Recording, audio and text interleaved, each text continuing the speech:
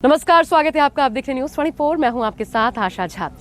अयोध्या में भक्ति का रंग, आस्था का रंग ऐसा है जिससे कोई छोटा हो या बड़ा, क्या बड़े बुजुर्ग या युवा या बच्चे, कोई अछूता नहीं है। ये राम की भक्ति की शक्ति है जिसका असर हर एक पर देखने को मिल रहा है। और न सिर्फ यहीं, बल्कि जैसे ही यात्रा की शुरुआत हो रही है, आप फ्लाइट में एंटर करते हैं उसके बाद से ही, और इससे अनूप जलोटा जी भी बचे नहीं रह पाए। खूब आपका वीडियो भी वायरल हो रहा है। मैं बहुत स्वागत करती हूँ भजन सम्राट अनूप जलोटा जी हमारे साथ इस वक्त न्यूज़ 24 पर मौजूद है। बहुत स्वागत है आपका अनूप जी। बहुत बहुत धन्यवाद। किस भाव में है? समझ नहीं आ रहा क्या भाव है, क्योंकि पूरी तरह अपने को भूल चुके हैं, पूरी तरह इसमें रम गए हैं। और मुझे इतनी खुशी है कि इसी रंग को और बढ़ाने के लिए हमको मुख्यमंत्री जी ने कुछ आदेश दिए हैं। कुछ मंदिर हैं जहाँ पर हमें कार्यक्रम करने हैं, कुछ ऐसे तट हैं, घाट हैं जहाँ हमें कार्यक्रम करने हैं हमारी ओमकारम संस्था की ओर से। तो खूब जगह जगह भजन कीर्तन होने वाले हैं और ये सिलसिला अब रुकने वाला नहीं है। उसमें दो लाइन आपको मैं सुनाता हूँ। उनकी कुछ फरमाइश भी थी क्या? ये जरूर रखिएगा। काशी बदली अयोध्या बदली, काशी बदली अयोध्या बदली, अब मथुरा की बारी है, अब मथुरा की बारी है। राम खड़े हैं लिए धनुष और मुरली बजने वाली है, मुरली बजने वाली है। तो हमारे मोदी जी शांत नहीं बैठने वाले हैं। काशी हो गया, उज्जैन हो गई, अयोध्या हो गई, अब मथुरा वृंदावन में कुछ होगा। मतलब राम एंथम के बाद ये कृष्ण एंथम बनने वाला है। जी हाँ, यही होने वाला। आपने पोएट्री भी लिखी, मैं आज चाहती हूँ, आपने कुछ पोएट्री लिखी है। अनूप जी को हमने सुना बहुत है, जरा आपकी वाणी में हम वो सुनना भी चाहते हैं पहले, और फिर गीतों के जरिए भी सुनना। जरूर सुनिए। मेरा जीवन तेरे हवाले प्रभु, इसे पग पग तू ही संभाले। मेरा जीवन तेरे हवाले प्रभु, इसे पग पग तू ही संभाले। भव सागर में जीवन नैया डोल रही है ओ रखवैया, डोल रही है ओ रखवैया। इसे अब तू आके बचा ले प्रभु, इसे पग पग तू ही संभाले। मेरा जीवन तेरे हवाले प्रभु, इसे पग पग तू ही संभाले।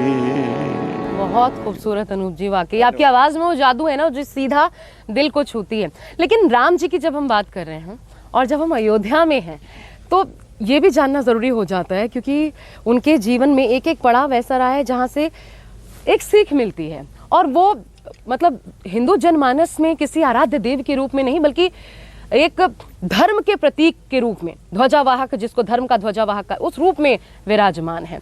आपके लिए सबसे खास उनका कौन सा पहलू नजर आता है जो आपके दिल के करीब हो? भगवान राम हमारे लिए आदर्श हैं, हमारे गाइड हैं, हमारे टीचर हैं और हमारे मर्यादा पुरुषोत्तम हैं। मर्यादाएं धारण कर देते हैं हम लोगों के लिए। जैसे उन्होंने जब सीता जी से विवाह किया तो ये कहा कि मेरे पिताजी की 3 पत्नियां हैं, लेकिन मेरी एक सीता ही है। वहाँ से वो परंपरा चल पड़ी, हिंदुओं की एक पत्नी। साथ ही साथ उन्होंने कहा कि हम कभी किसी पे आक्रमण नहीं करेंगे किसी राज्य को जीतने के लिए। और देखिए आज तक वही चल रहा है कि भारत किसी पे आक्रमण नहीं करता है, अगर कोई आक्रमण करता है तो उसको ठीक कर देता है। बिल्कुल सही कहा आपने।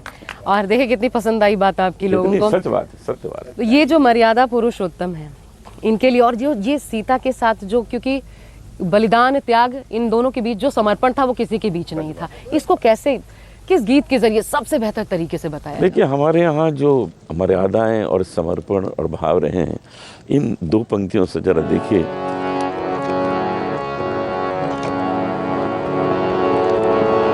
श्री राम लखन ले व्याकुल मन, कुटिया में लौट जब आए। नहीं पाई सिया अकुलाए नैन भर लाए। ये उस वक्त का वर्णन है जब रावण ले गया सीता जी को। सूनापन कितना गहरा था, श्री राम का दिल घबराया।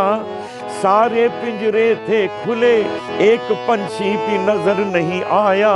शोभा सिंगार एक चंद्रहार, देखा तो राम अकुलाए। श्री राम लखन ले व्याकुल मन, कुटिया में लौट जब आए। आंसू का सागर उमड़ पड़ा, सुध बुध भूले रघुनंदन।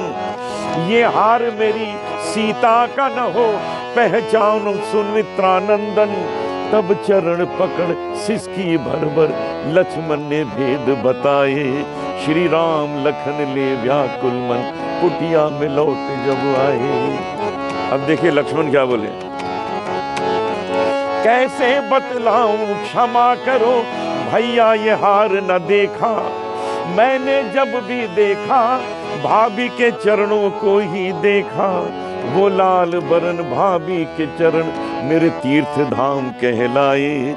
श्री राम लखन ले व्याकुल मन, कुटिया में लौट जब आए। माय गुडनेस, वो ये भाव, ये ना रोंगटे, मैं आपको बताऊं रोंगटे खड़े ये करेंगे भाव जो है, शब्द है। ये भाव है कि लक्ष्मण जी कहते हैं मैंने तो भाभी का चेहरा ही नहीं देखा, तो कैसे पहचान लूं इस हार को।